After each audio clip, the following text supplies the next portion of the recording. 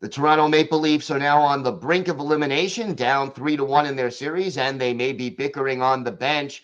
David Morassutti of Locked On Leafs joins us to discuss that and any chance this team has to get back into the series next on the Locked On NHL podcast.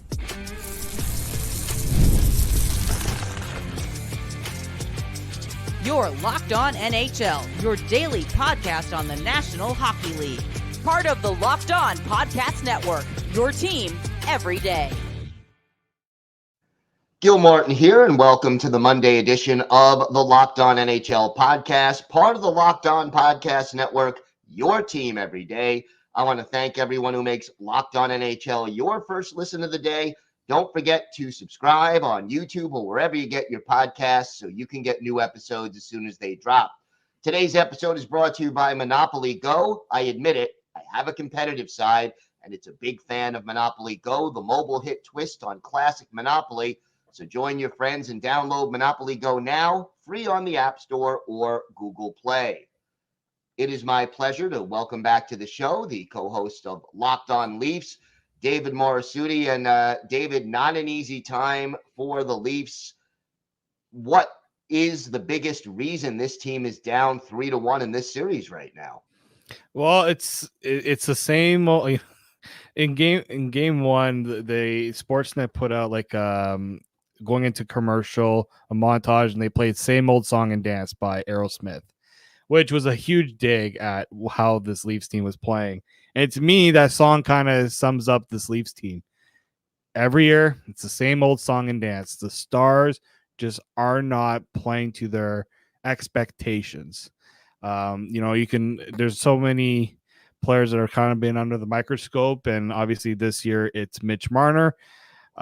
He's one of the guys that's not leading the charge. You look at the Bruins Stars, Pasternak, Marchand especially. Marchand has more he's got 6 points in the series, which is what all the Leafs star players have combined, or roughly what they have combined.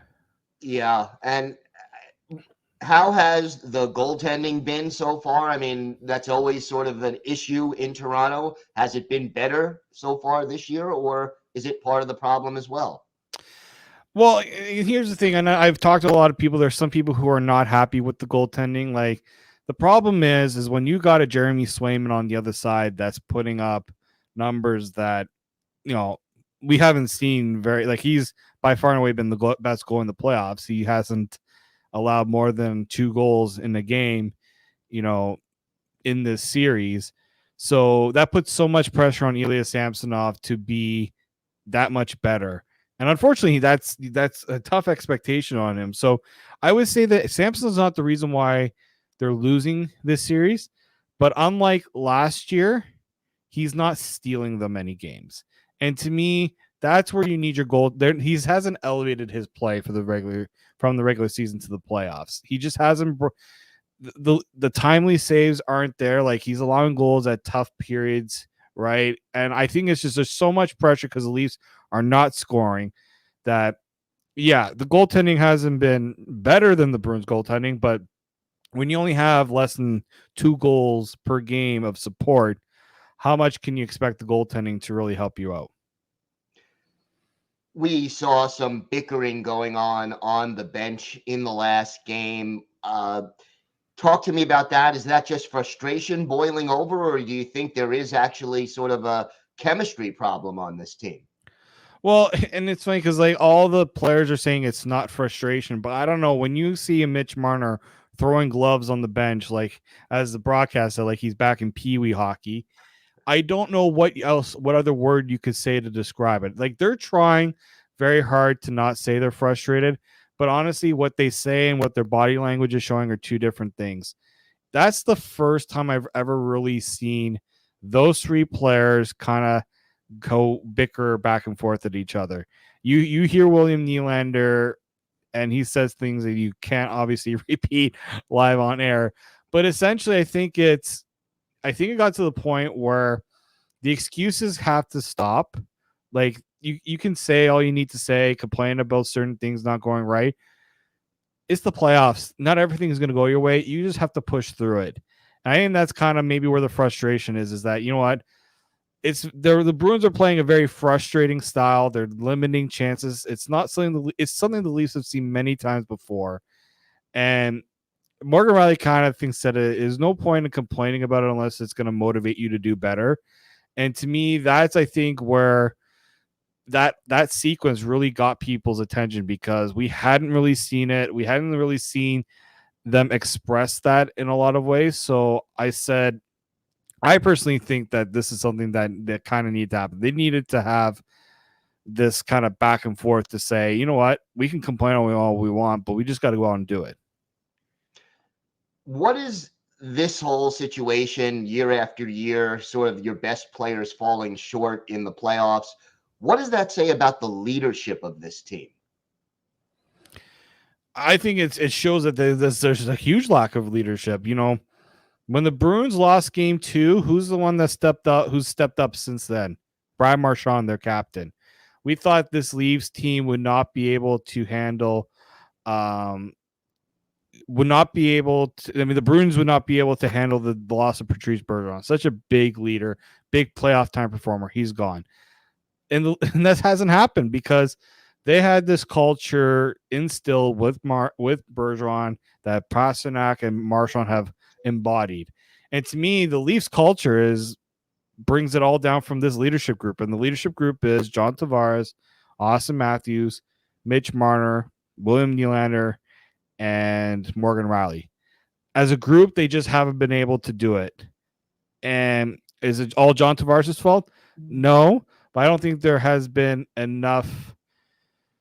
Clearly something is missing with this leadership group that they haven't snuffed this out. This is not a one-time thing. This is over the years. And to me, that does speak to a problem within the room, that there's not an accountability within the players themselves. We don't know what they're saying in the room, but the reason why people perceive it that way is because look at what they've done on the ice. And since nothing has really changed, who's taking onus for this? John Tavares could come out and say that we haven't played well, but unless the players truly believe it, nothing's going to change.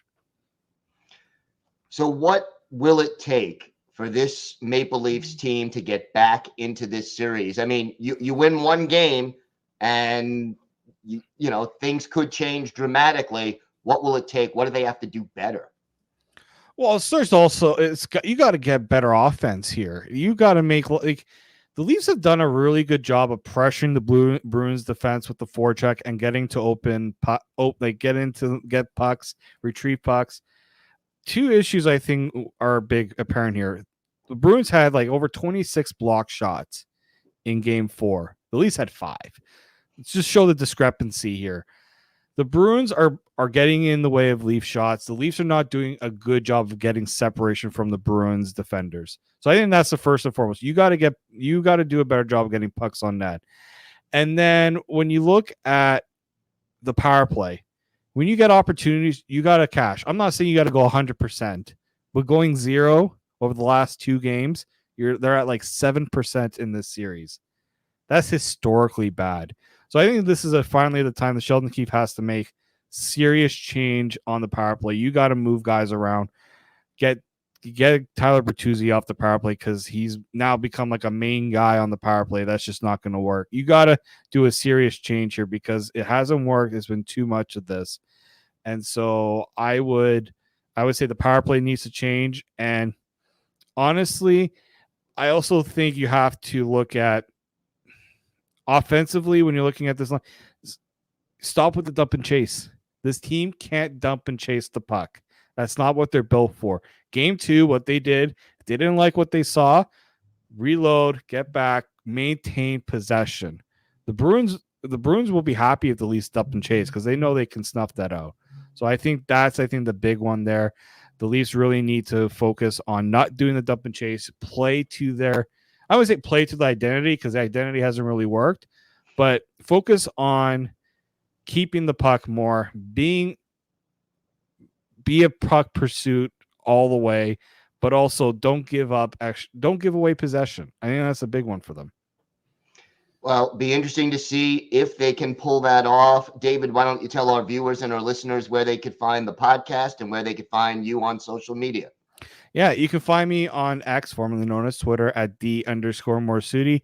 Go and follow the Locked On Leafs podcast, where we get your podcast from, especially on YouTube. We passed the 5,000 subscriber mark. So if you're a Leafs fan that wants to go out and win an Austin Matthews jersey, we're having a contest right now. It'll be ending at the end of round 1. Hopefully that doesn't mean after game 5, we're going to have to give that jersey. We want to keep giving people opportunities to win that jersey. So make sure you go and check that out. All right, David, thanks so much. Always a pleasure. Thank you, Gil.